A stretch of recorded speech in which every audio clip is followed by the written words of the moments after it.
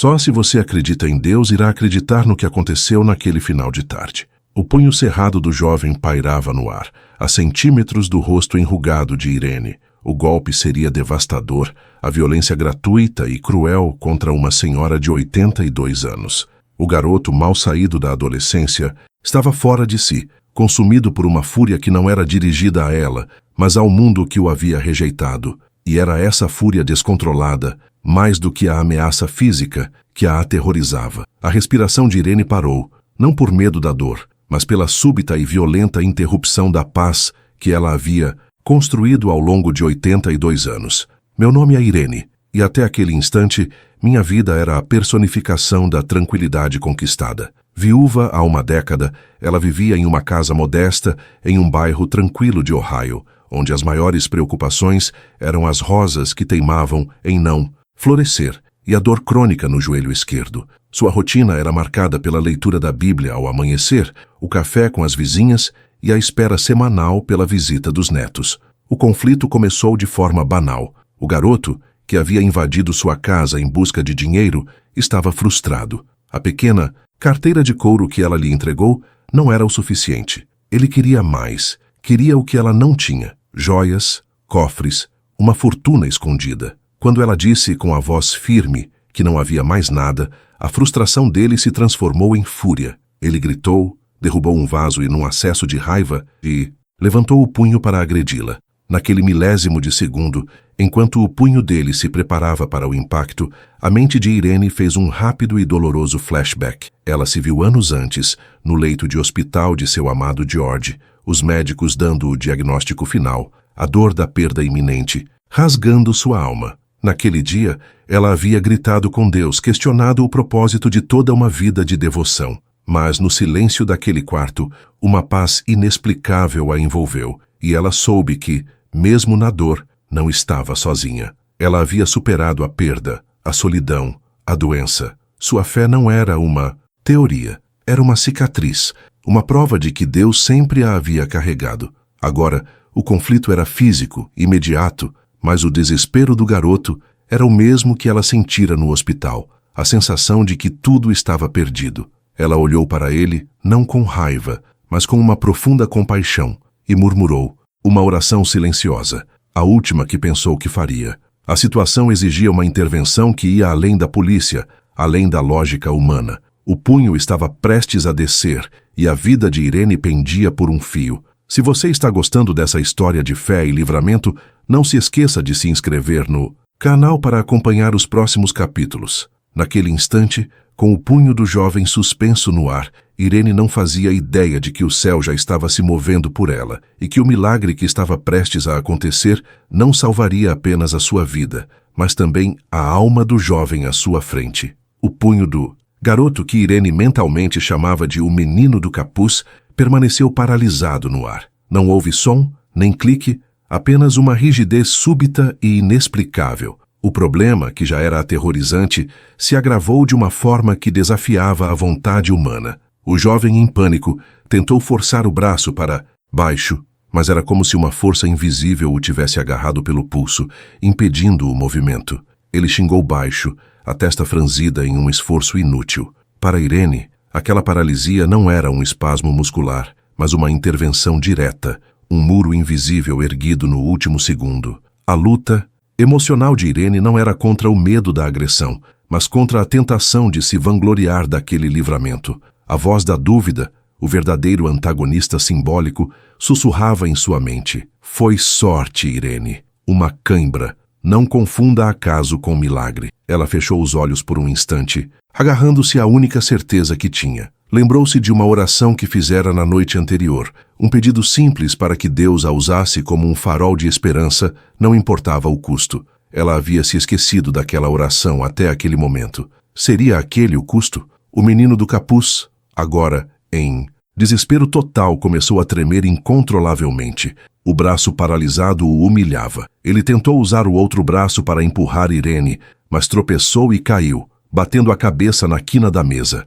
A prova se aprofundava. Irene não estava apenas em perigo físico, mas em uma batalha espiritual para manter a calma e a compaixão. Ela via a tempestade espiritual que o envolvia, a raiva e a frustração que o consumiam. Ela se lembrou de George, seu falecido marido, que sempre dizia que a maior prova de fé não era quando o milagre acontecia, mas quando a promessa parecia falhar. George havia morrido, mas a promessa de que Deus cuidaria dela permaneceu. Era essa promessa que ela precisava honrar agora, mantendo-se firme, sem reagir, sem gritar, apenas orando em silêncio. O jovem se levantou, cambaleante, e olhou para Irene, que o observava com uma serenidade que o desarmou mais do que qualquer policial. Ele tentou avançar em sua direção uma terceira vez, não mais com a intenção de roubar, mas de silenciar a testemunha de sua falha. No entanto, a cada passo, ele parecia lutar contra uma resistência invisível,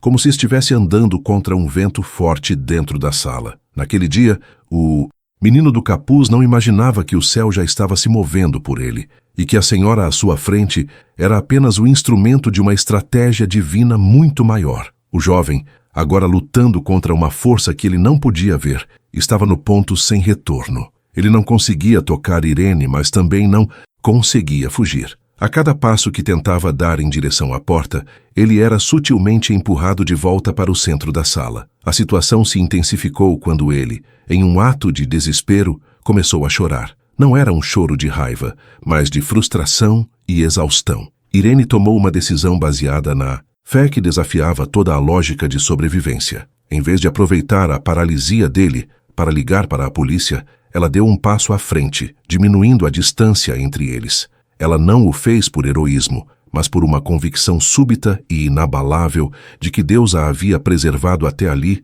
por um motivo, que não era apenas a sua segurança. Com a voz mais suave que conseguiu, ela disse: "Você está com fome, meu filho. Eu posso ver a dor nos seus olhos. Não faça isso.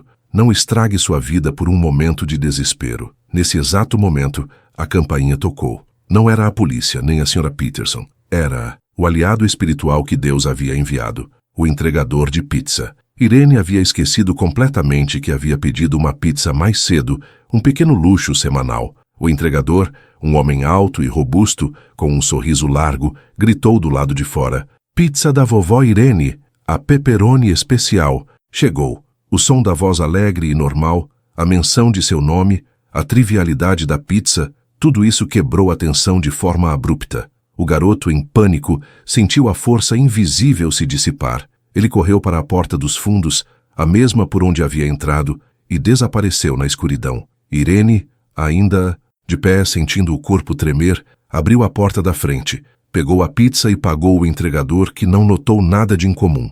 O milagre havia acontecido, mas o medo só a atingiu depois que o perigo se foi. E foi quando tudo parecia resolvido que algo começou a acontecer. Irene notou que no local, exato onde o garoto havia caído e batido a cabeça, havia um pequeno objeto brilhante. Não era uma arma, mas um medalhão de São Miguel Arcanjo que ela nunca havia visto antes.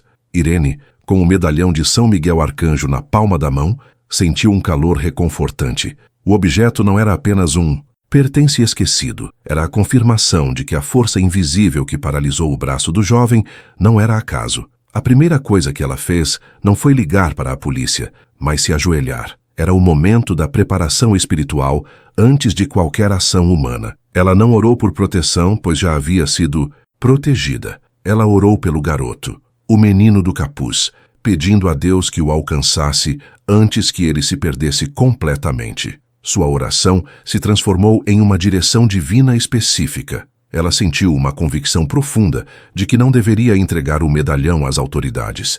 Em vez disso, deveria guardá-lo, pois ele seria a chave para o próximo passo do milagre. Era um ato de fé que desafiava a lógica, mas Irene sabia que estava seguindo uma estratégia divina que visava a redenção, não a punição. Enquanto limpava o medalhão, ela notou que as iniciais JS estavam gravadas na parte de trás. Algo sobrenatural começou a se manifestar discretamente em sua mente. Ela se lembrou de uma conversa de meses atrás com sua neta, Sarah, sobre um colega de classe que havia se metido em problemas sérios com drogas e dívidas. O nome do garoto era Jason. A conexão era tênue, quase improvável, mas a paz que a invadiu era a confirmação de que estava no caminho certo. Irene sabia que a intervenção não havia terminado na paralisia do braço. Aquele era apenas o começo. O milagre estava se desdobrando e agora exigia dela não apenas fé passiva, mas ação orientada pelo Espírito. A estratégia divina começou a se desenhar com clareza. Irene se lembrou de uma passagem bíblica sobre a ovelha perdida e sentiu que sua missão era ir atrás de Jason. Ela pegou o telefone e ligou para Sarah, sua neta, que havia se tornado uma fonte de informação inesperada. Sarah hesitou, mas acabou revelando que Jason estava morando em um abrigo para jovens em situação de rua, a poucas quadras de sua casa. A informação veio acompanhada de um alerta. "Vovó, não vá lá, é perigoso."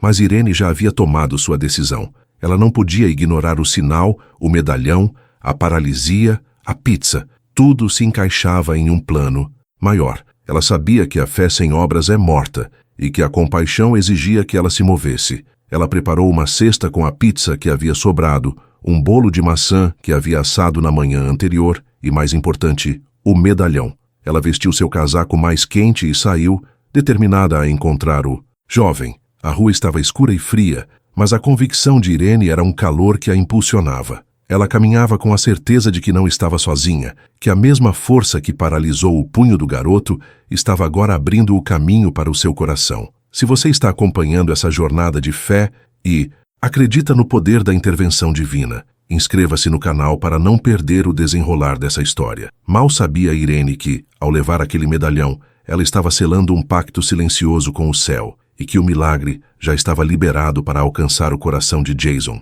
o menino do capuz. Irene chegou ao abrigo, um prédio antigo e mal iluminado. Ela não pediu permissão, apenas seguiu a intuição que a guiava. Encontrou Jason sentado sozinho em um canto escuro do refeitório, com a cabeça entre as mãos. O clímax não seria um evento explosivo, mas um encontro de almas. A confrontação final entre a graça e a culpa. O momento do milagre precisava ser emocional, visual e impactante. Irene se aproximou e colocou a cesta de comida na mesa. O aroma do bolo de maçã caseiro preencheu o ar frio. Jason levantou a cabeça e o choque em seu rosto era palpável. Ele não esperava a polícia, nem a vingança, mas a presença de Irene ali com um bolo de maçã era algo que quebrava toda a sua lógica de mundo. "Eu sei o seu nome, Jason", disse Irene com a voz embargada. "E eu sei que você não é um criminoso. Você é um filho de Deus que se perdeu." Jason desabou. Ele confessou a Irene que desde que fugira, não conseguia dormir. A imagem do rosto dela, calmo e compassivo, o perseguia. Ele disse que no momento em que tentou agredi-la, sentiu como se estivesse batendo em uma parede de vidro, uma força invisível que o impedia de se mover. Ele não conseguia entender por que naquele dia, na casa dela, ele havia sido paralisado. Ele tentou racionalizar pensando em câimbras ou exaustão, mas a sensação de ser contido por algo poderoso e invisível era inegável. Irene pegou o medalhão e o colocou na mão trêmula de Jason. "Você esqueceu isso na minha casa. As iniciais JS são suas." "Não." "São?"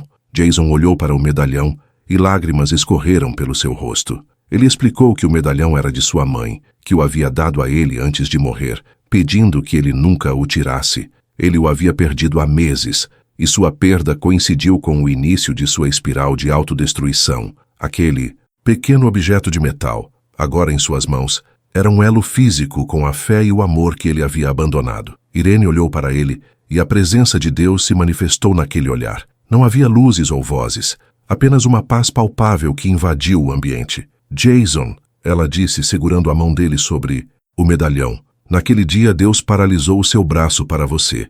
Ele te deu uma segunda chance. Ele não salvou apenas a minha vida, ele salvou a sua alma." O diagnóstico havia sido revertido. Jason não era um caso perdido. A intervenção angelical havia sido a força invisível que o conteve, e a porta, aberta no último minuto, havia sido a pizza, que desviou a atenção dele e permitiu sua fuga sem mais violência. O milagre se completou ali, no refeitório frio, com a restauração de um objeto perdido e a quebra do espírito de rebeldia de Jason. Ele não estava mais fugindo, ele estava se rendendo. Mas o que aconteceu depois do milagre foi ainda mais surpreendente. O impacto do milagre na vida de Irene não foi a ausência de medo, mas a confirmação de sua fé. Ela havia testemunhado em sua própria cozinha e depois no refeitório frio do abrigo a prova irrefutável de que Deus intervém nos detalhes mais críticos.